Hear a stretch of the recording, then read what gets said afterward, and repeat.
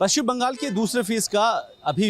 मतदान शुरू हो चुका है और सुबह से आपको लंबी लंबी कतारें हम आपको दिखा रहे हैं। अभी हम भवानीपुर सीट पर है जहां पर ममता बनर्जी का गढ़ कहा जाता है। सुबह उनके भतीजे अभिषेक बनर्जी ने अभी वोट डाल दिया है, लेकिन अब सबसे बड़ा सवाल यह है कि आखिरकार पश्चिम बंगाल की इन जो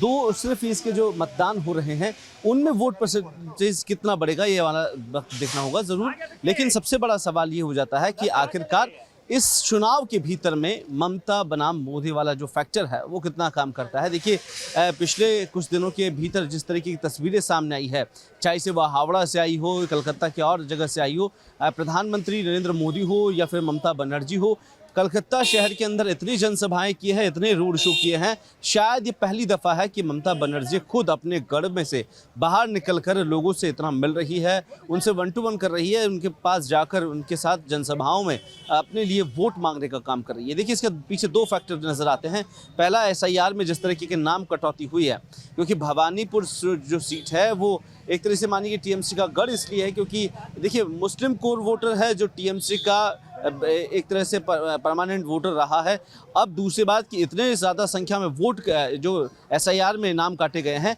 उसका एक फैक्टर ज़रूर यहाँ पर असर देखने को मिलेगा। दूसरी ओर SIR से इधर अगर हम बात करें तो जिस तरीके निर्वाचन आयोग ने इस बार जो सुरक्षा के पाबंद किए गए हैं वो कहीं ना कहीं ममता बनर्जी को मजबूर कर रहे हैं कि सड़कों पर आए और वो अपने लिए वोट मांगे।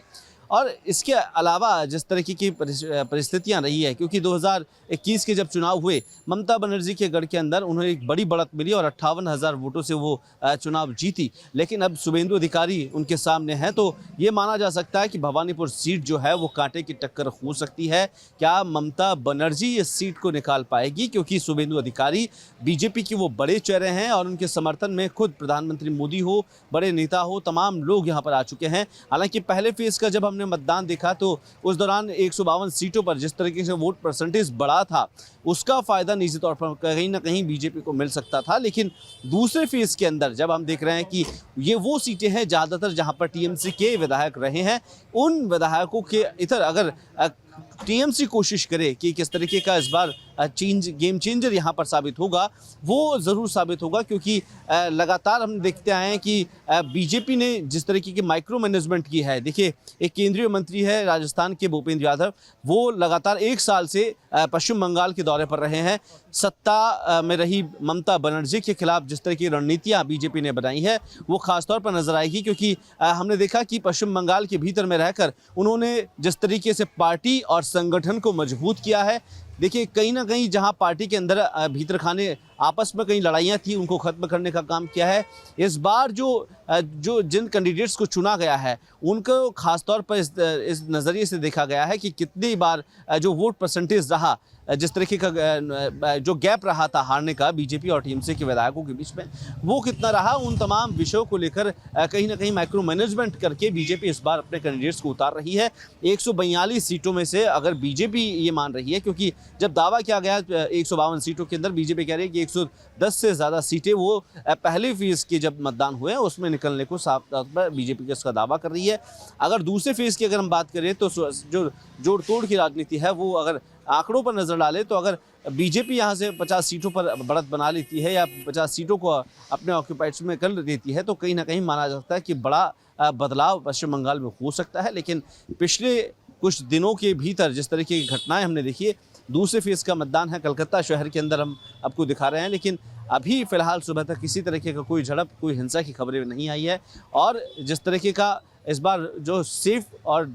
भयमुक्त वातावरण CRPF के जवानों ने दिया है वो काबिल तारीफ़ होगा, क्योंकि इस बार का जो चुनाव है वो ख़ास तौर पर जनता के बीच का है और इस बार जनता भरपूर यहाँ पर आकर मत डाल रही है। पीछे आप बिल्डिंग देखेंगे, ये वो मित्रा इंस्टीट्यूट है जो 1905 में ब्रिटिश टाइम पर बना था। यहीं पर ममता बनर्जी वोट डालेगी, यहीं पे अभिषेक बनर्जी ने अपना वोट डाला है और यहाँ से भवानीपुर सीट का जो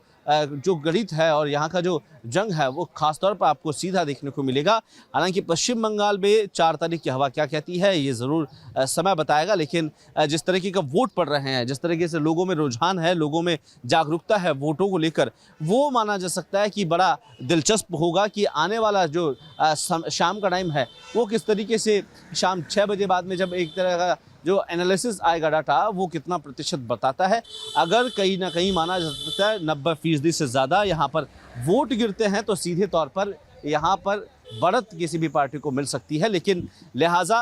ये सब अंदाज़ा है, लेकिन 4 तारीख का इंतज़ार सबको करना होगा। फिलहाल भवानीपुर सीट ममता के लिए टफेस्ट सीट हो सकती है। कोशिश की गई थी इस सीट को निकालने की, लेकिन देखते हैं कि 4 तारीख को जो परिणाम होंगे वो कितने भीतर आते हैं। और इसको लेकर जिस तरीके की रणनीति बनाई गई थी, इस बार निर्वाचन आयोग की व्यवस्थाओं को भी आपने माकूल देखा है। और यही वजह है कि लगातार जब चुनाव का माहौल रहा है तो पश्चिम बंगाल के अंदर तमाम व्यवस्थाओं को लेकर केंद्रीय सुरक्षा बलों के साथ जो पश्चिम बंगाल की पुलिस है उसने संभाला हुआ है। फिलहाल दूसरे फेज के अंदर चुनाव आयोग का यही अंदाज़ा है कि किसी तरीके का कोई हिंसा या किसी तरह की कोई घटना सामने ना आए, शांतिपूर्ण मतदान कराने की इस बार कोशिश की जा रही है। कैमरा पर्सन त्रिलोक के साथ कुलदीप, रिपोर्ट भारत, कलकत्ता।